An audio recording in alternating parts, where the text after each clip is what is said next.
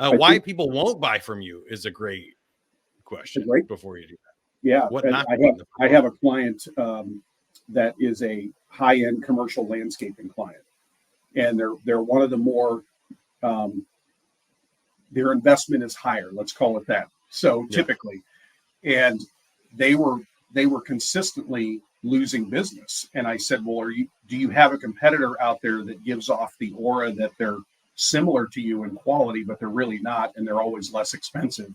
And they go, oh, yeah, there's just one particular company. And I said, well, are you asking who you're competing against? And they said, well, no. And I said, well, why don't you start asking that? And so they actually started asking that. And every time this one particular competitor's name came up, I had them ask a follow-up question to the buyer. I had them say, do you view us as equals? Because if you do, it's probably better for me to respectfully bow out. So there was a subtle little, we're not equals there. Mm-hmm. And they were actually getting calls back a week or two later to say, come back out, because they did their homework then and realized it wasn't.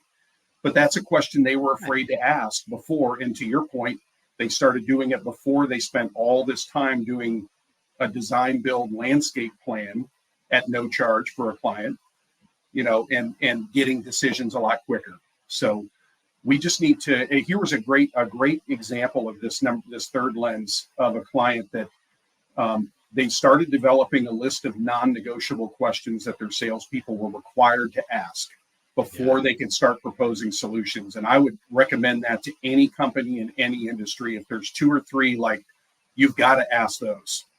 And those can be game changers. And the more you can take it out of the creative side of the salesperson and make it more, you got to ask these 3 questions before we can, propose a solution. It really, again, helps take some of that gray area out of the pipeline. Love it. 2 more to go. What's number 4? Number 4 is this an opportunity I ought to think about taking to a no? And it speaks to what you talked about earlier. That fluff of pipeline, that when do we take it to a no? And, I always say, if I've followed up on an opportunity more than once and the buyer hasn't returned my call, probably not getting it. So, but we have to have the technique behind that is we have to have the courage to nurturingly tell the buyer it's okay to let me know that you're not moving forward with us, so we can get that out of our pipeline. But having the discipline of doing that, and that's really hard for salespeople when they'd rather have 50 things listed in there when there's really only 5 that are legitimate. It's difficult for salespeople to commit to do.